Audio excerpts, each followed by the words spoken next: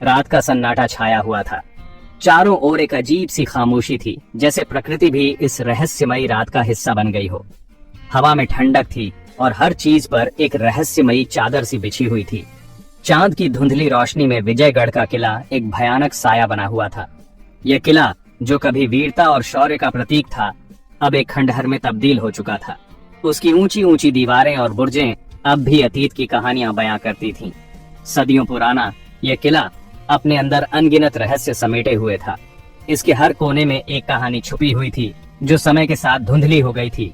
यहाँ की हर ईंट, हर पत्थर एक गवाह था उन घटनाओं का जो कभी यहाँ घटी थीं। हवा में एक अजीब सी सिहरन थी, मानो कोई अनदेखी शक्ति इस जगह पर नजर रखे हुए हो। पेड़ों की पत्तियां सरसराती थीं और हवा की सिसकारियां इस सन्नाटे को और भी गहरा बना देती थीं। ऐसा लगता था जैसे यह किला अब भी जीवित हो और अपनी कहानियां सुनाने के लिए बेताब हो। किले की दीवारें समय की मार से जीर्ण शीर्ण हो चुकी थीं, लेकिन उनकी ऊंचाई अभी भी अतीत के वैभव का एहसास कराती थी। इन दीवारों ने न जाने कितने युद्ध देखे थे, कितनी ही कहानियां सुनी थीं।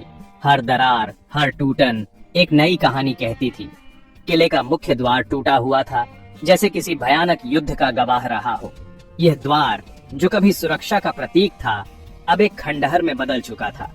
इसके टूटे हुए हिस्से और जर्जर हालत उस समय की भयावहता को दर्शाते थे। चारों ओर सन्नाटा पसरा हुआ था। सिर्फ हवा की सिसकारियां और पत्तों की सरसराहट कभी कभी इस सन्नाटे को तोड़ देती थी। यह सन्नाटा इस किले की वीरानगी को और भी गहरा बना देता था। ऐसा लगता था जैसे यह जगह अब भी अपने अतीत के भूतों से भरी हुई हो। विजयगढ़ का किला मानो किसी भयानक रहस्य को छुपाए हुए था, एक ऐसा रहस्य जो सदियों से अनसुलझा था। इस किले की हर ईंट, हर पत्थर एक गवाह था उन घटनाओं का जो कभी यहाँ घटी थीं। ये किला, जो कभी वीरता और शौर्य का प्रतीक था, अब एक खंडहर में तब्दील हो चुका था। उसकी ऊंची ऊंची दीवारें और बुर्जें अब भी अतीत की कहानियां बयां करती थीं। यहाँ की हर ईंट, हर पत्थर एक गवाह था उन घटनाओं का जो कभी यहाँ घटी थीं। अर्जुन, निधि और विक्रम 3 दोस्त थे। वे बचपन से ही साथ थे और रोमांच के शौकीन थे। उनकी दोस्ती की शुरुआत स्कूल के दिनों से हुई थी, जब वे एक ही कक्षा में पढ़ते थे। समय के साथ उनकी दोस्ती और भी गहरी होती गई। वे हमेशा नए नए स्थानों की खोज में रहते थे और हर छुट्टी में एक नया रोमांचक सफर तय करते थे। अर्जुन दिलेर और साहसी था। उसे ऊंचाइयों से डर नहीं लगता था और वह हमेशा सबसे कठिन रास्तों को चुनता था। उसकी हिम्मत और आत्मविश्वास ने कई बार उसके दोस्तों को मुश्किल परिस्थितियों से बाहर निकाला था।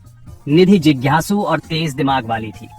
उसे नई नई चीजें सीखने का बहुत शौक था और वह हमेशा अपने दोस्तों को नई जानकारियों से अवगत कराती रहती थी। उसकी बुद्धिमानी और त्वरित निर्णय लेने की क्षमता ने कई बार उनकी यात्राओं को सफल बनाया था। विक्रम शांत स्वभाव का था, लेकिन मुश्किल समय में उस पर पूरा भरोसा किया जा सकता था। उसकी शांति और स्थिरता ने कई बार उनके समूह को संतुलित रखा था। वह हमेशा अपने दोस्तों की मदद के लिए तैयार रहता था और उनकी सुरक्षा का ध्यान रखता था। आज उनका रोमांच उन्हें विजयगढ़ के किले तक ले आया था। यह किला एक पहाड़ी की चोटी पर स्थित था और वहां तक पहुंचने का रास्ता बहुत ही कठिन और चुनौतीपूर्ण था। लेकिन उनके लिए यह एक और रोमांचक सफर था। उन्होंने इस रहस्यमय किले के बारे में कई कहानियां सुनी थीं। कुछ लोगों का कहना था कि यह किला भूतों से भरा हुआ है, जबकि कुछ का मानना था कि यहाँ एक छिपा हुआ खजाना दबा हुआ है। इन कहानियों ने उनकी जिज्ञासा को और भी बढ़ा दिया था। किले के अंदर कदम रखते ही उन्हें एक अजीब सी ठंडक महसूस हुई। चारों ओर घना अंधेरा था और हवा में एक रहस्यमयी सन्नाटा पसरा हुआ था। अर्जुन ने अपने टॉर्च की रोशनी से रास्ता दिखाया, जबकि निधि और विक्रम उसके पीछे पीछे चल रहे थे। किले के अंदर की दीवारों पर प्राचीन चित्र और लेख अंकित थे, जो इस स्थान की प्राचीनता और रहस्य को और भी गहरा बना रहे थे। वे तीनों इस अद्भुत और रहस्यमय स्थान की खोज में आगे बढ़ते गए, ये सोचते हुए कि क्या वे यहाँ के रहस्यों को सुलझा पाएंगे। तीनों दोस्त किले के टूटे हुए द्वार पर पहुंचे। हवा में ठंडक बराच गई थी। अर्जुन ने अपनी टॉर्च जलाई और अंदर झांका। अंदर घुप अंधेरा था। सिर्फ टॉर्च की रोशनी दीवारों पर अजीबोगरीब साए बना रही थी। क्या हम सचमुच अंदर जाना चाहते हैं?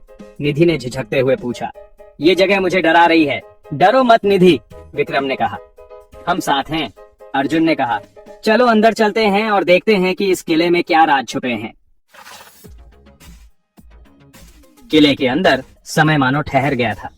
हर कोने में इतिहास की गूंज सुनाई देती थी, जैसे सदियों पुरानी कहानियां दीवारों में समा गई हों। दीवारों पर पुरानी पेंटिंग्स धुंधली पड़ चुकी थीं, लेकिन उनमें अब भी उस दौर की झलक दिखाई देती थी। ये पेंटिंग्स उस समय की कला और संस्कृति का प्रतीक थीं, जब ये किला अपने चरम पर था। एक विशाल दरबार का चित्र था, जहां राजा और रानी अपने दरबारियों के साथ बैठे थे। इस चित्र में शाही ठाठ बाट और दरबार की भव्यता को दर्शाया गया था। एक दूसरी पेंटिंग में युद्ध का दृश्य था, जहां हाथी और घोड़े आपस में भिड़े हुए थे। इस चित्र में उस समय की वीरता और युद्ध की रणनीतियों को बखूबी दर्शाया गया था। हवा में धूल और धुएं का गुब्बार छाया हुआ था। ऐसा लगता था मानो ये किला अपने अतीत की कहानियों को धूल और धुएं के साथ मिलाकर हमें सुना रहा हो। ये पेंटिंग्स मानो अतीत की कहानियां कह रही थीं, उन कहानियों की जो अब भूली जा चुकी थी। हर चित्र एक अलग कहानी बयां करता था, जो हमें उस समय की जीवन शैली, संघर्ष और विजय की झलक दिखाता था। ये किला सिर्फ एक इमारत नहीं, बल्कि इतिहास का एक जीवंत दस्तावेज था, जो हमें अपने गौरवशाली अतीत की याद दिलाता था। अचानक हवा में एक ठंडी हवा का झोंका आया। तीनों दोस्त चौंक गए। उन्हें लगा जैसे किसी ने उन्हें छू लिया हो, और तभी उन्होंने एक धुंधली सी आकृति देखी। वह एक स्त्री की आकृति थी, जो सफेद साड़ी पहने हुए थी। कौन है तुम? अर्जुन ने पूछा। उसकी आवाज थोड़ी डर गई थी। आकृति धीरे से घूमी। उसके चेहरे पर एक अजीब सी मुस्कान थी। मैं रानी पद्मावती हूँ, उसने कहा। उसकी आवाज एकदम ठंडी और खोखली थी। और यह किला मेरे अभिशाप का बंदी है। रानी पद्मावती ने अपनी कहानी सुनानी शुरू की। वह राजा विक्रमादित्य की पत्नी थीं, जो इसी किले के राजा थे। राजा विक्रमादित्य एक बहादुर और न्यायप्रिय राजा थे, लेकिन उनके ही सेनापति ने उनके साथ विश्वासघात किया था। सेनापति को राजा की संपत्ति और शक्ति का लालच आ गया था। उसने दुश्मन सेना से हाथ मिला लिया और राजा विक्रमादित्य पर हमला कर दिया। राजा को मार डाला गया और रानी पद्मावती को इसी किले में कैद कर दिया गया। सेनापति ने मुझे दीवार में चुनवा दिया, रानी ने कहा। उसकी आवाज में दर्द और गुस्सा साफ झलक रहा था। उसने सोचा था कि मेरा खजाना भी मेरे साथ दफन हो जाएगा, लेकिन मेरी आत्मा को शांति नहीं मिली, रानी ने कहा। मैं तब तक भटकती रहूंगी जब तक मुझे न्याय नहीं मिल जाता। अर्जुन, निधि और विक्रम रानी की कहानी सुनकर हैरान रह गए थे। क्या यह सच हो सकता था? क्या यह किला सचमुच अभिशप्त था? तुम यहाँ क्यों आए हो? रानी ने पूछा। उसकी निगाहें उन तीनों पर गड़ी हुई थीं। हम बस इस किले को देखने आए थे, निधि ने कहा, थोड़ा डरते हुए। ये कोई देखने की जगह नहीं है, रानी ने कहा। यह अभिशाप की जगह है। अब तुम भी इस अभिशाप का हिस्सा बन गए हो, रानी ने कहा, और वह धीरे धीरे गायब होने लगी।